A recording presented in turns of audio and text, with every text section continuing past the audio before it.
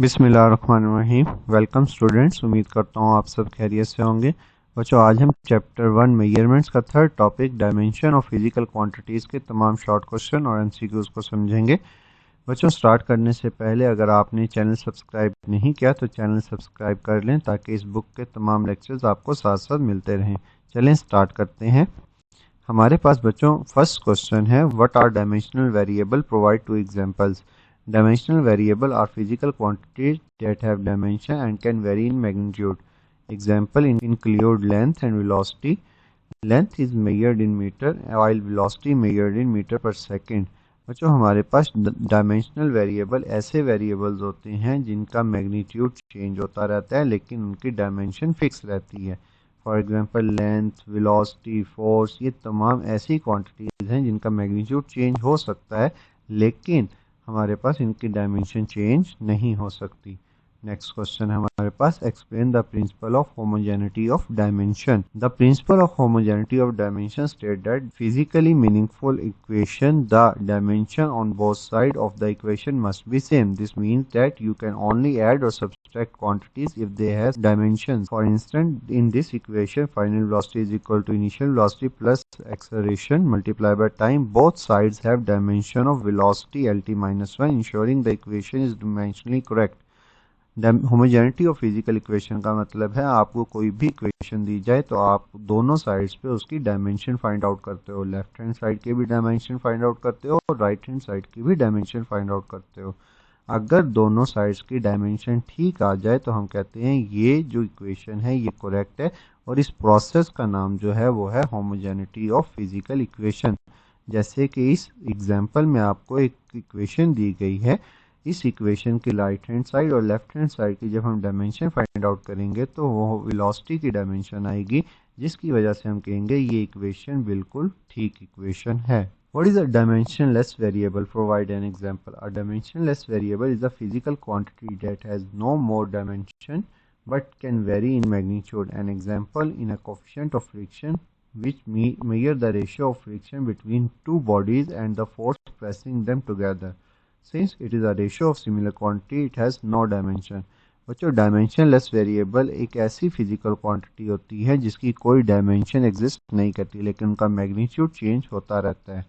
उसकी रीज़न क्या होती है, जब रेशियो आती है दो सिमिलर क्वांटिटीज़ के दरमियान में, जैसे कि प्लेन एंगल में theta is equal to s over r, दोनों एस भी लेंथ है और आर भी क्या है, लेंथ, दोनों सिमिलर क्वांटिटीज़ हैं तो उन दोनों की भी डायमेंशन एग्जिस्ट नहीं करेगी। और यहाँ पर हमारे पास यहाँ एग्जाम्पल में कोफिशिएंट ऑफ फ्रिक्शन की एग्जाम्पल दी गई है। कोफिशिएंट ऑफ फ्रिक्शन भी दो सिमिलर क्वांटिटीज की रेशियो है जिसकी वजह से इसकी भी कोई डायमेंशन नहीं होती। Describe a limitation of dimensional analysis. One limitation of dimensional analysis is that it cannot distinguish between two different physical quantities that have same dimension. For example, work and energy both have the dimension. This dimensional analysis also cannot determine dimensionless constant in an equation. बच्चों, dimension analysis की सबसे बड़ा जो drawback है, जो limitation है उसकी, वो ये है कि वो कांस्टेंट के बारे में हमें इंफॉर्मेशन नहीं देती। और दूसरी इसकी लिमिटेशन ये है कि ये हमारे पास डिफरेंट फिजिकल क्वांटिटीज़ का दरमियान भी डिफरेंस नहीं करती। फॉर एग्जांपल वर्क, एनर्जी, ये हमारे पास दो डिफरेंट क्वांटिटीज़ हैं लेकिन इन दोनों की सेम डायमेंशन आती है। इस तरह की बेशुमार हैं हमारे पास। टॉर्क और वर्क दोनों डिफरेंट क्वांटिटीज़ हैं लेकिन इन दोनों की भी डायमेंशन सेम आती है। What are dimensional constant? Provide two example. Dimensional constant are physical quantity that have dimension and constant magnitude. For example, Planck's constant and gravitational constant. Planck's constant h has dimension this and the gravitational constant has dimensions this. Dimensional constant एक ऐसी physical quantities होती हैं जिनका dimension के साथ साथ magnitude भी constant होता है, जैसे कि प्लांक्स कांस्टेंट, ग्रेविटेशनल कांस्टेंट, इनका मैग्नीट्यूड और डायमेंशन दोनों कांस्टेंट होती हैं। Next, explain why dimensional analysis cannot always prove that an equation is physically correct. Dimensional analysis ensures the equation is dimensionally correct but does not confirm its physical correctness. This is because it cannot consider the actual physical principle or the numerical constant involved. An equation can be dimensionally correct yet physically meaningless if it does not accurate represent the underlying physical phenomenas. बच्चों ये लाजमी नहीं है कि हमारे पास कि अगर कोई चीज़ डायमेंशनली करेक्ट हो गई है तो वो फिजिकली भी करेक्ट हो, क्योंकि डायमेंशन एनालिसिस जो है ये हमें कांस्टेंट के बारे में इंफॉर्मेशन नहीं देता और ये एक्चुअल फिजिकल प्रिंसिपल को भी कंसीडर नहीं करता, जिसकी वजह से ये लाजमी नहीं है कि डायमेंशनली करेक्ट इक्वेशंस फिजिकली भी करेक्ट हो। Next, how can the method of dimension be used to derive possible formula for a physical quantities? The method of dimension can derive a possible formula by guessing the dependence of physical quantities on various factors and ensuring the dimension on both sides. For example, to find the formula of time period, we assume it depends on length and acceleration due to gravity, ensuring the dimension match, where k is the dimensionless constant.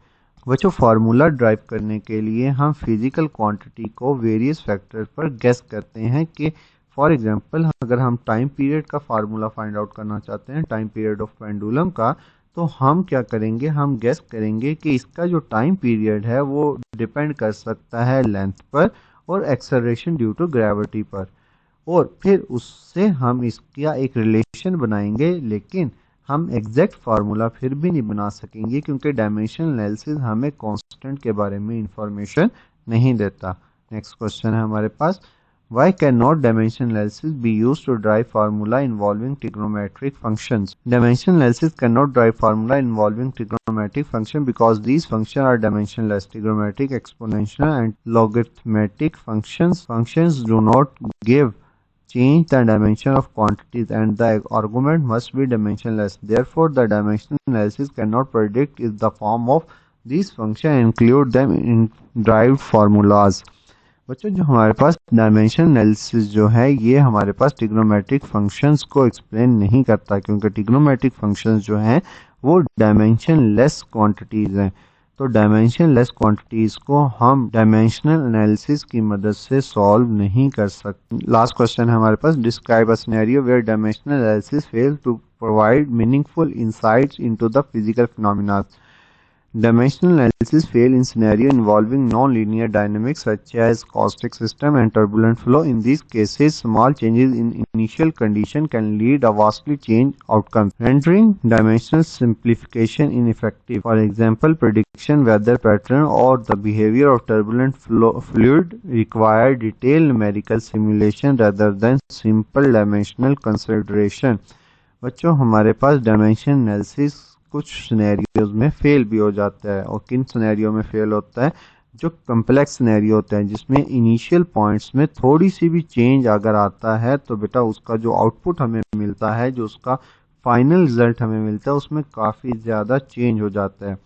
जैसे हमारे पास irregular flow of fluid होता है, prediction weather pattern को भी देखें तो बच्चों वहाँ पर भी हम डायमेंशनल एनालिसिस को यूज़ नहीं कर सकते, क्योंकि ये बहुत कम्प्लेक्स प्रॉब्लम्स होते हैं और इनको हम कम्प्लेक्स प्रॉब्लम्स को सिंपल डायमेंशनल कंसिडरेशन से सॉल्व नहीं कर सकते।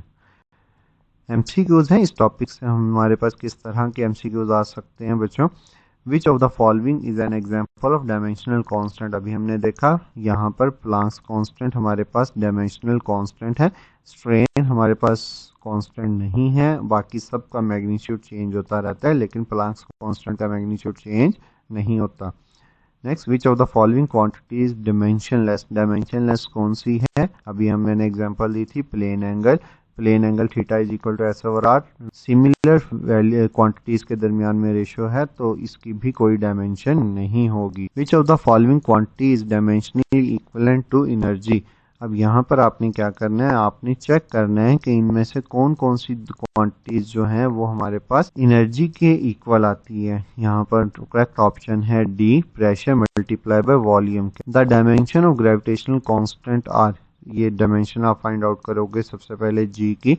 ये कहाँ से आता है, न्यूटन लॉ ऑफ ग्रेविटेशन से, F is equal G M M over R square. G की निकालने के लिए ये सारी वैल्यूज जाके मल्टीप्लाई और डिवाइड होंगी, F R square divide by M one M two. इन सब की हम डायमेंशंस पुट करेंगे तो हमारे पास बी ऑप्शन करेक्ट आंसर होगा। Next, in which of the following pair do both quantities have same dimension. Impulse, momentum, work, power, energy, force, pressure and stress. अगर आपको आप बेसिक नॉलेज स्ट्रॉन्ग होगा तब जाकर आप ये वाले एमसीक्यू सॉल्व कर सकते हैं। इम्पल्स और मोमेंटम की सेम डायमेंशन होती है। The quantity h over m v has dimension of length, time, velocity, energy. जब आप इस इक्वेशन को सॉल्व करेंगे तो हमारे पास एंड पर लेंथ बचेगी, तो हमारे पास ए ऑप्शन इसका करेक्ट आंसर होगा। बच्चों, अगर लेक्चर अच्छा लगा हो तो लाइक, सब्सक्राइब और शेयर करना मत भूलिएगा। अगर आपको कोई क्वेश्चन है तो आप मुझे व्हाट्सएप पर भी कांटेक्ट कर सकते हैं। Thank you. खुदा हाफिज़।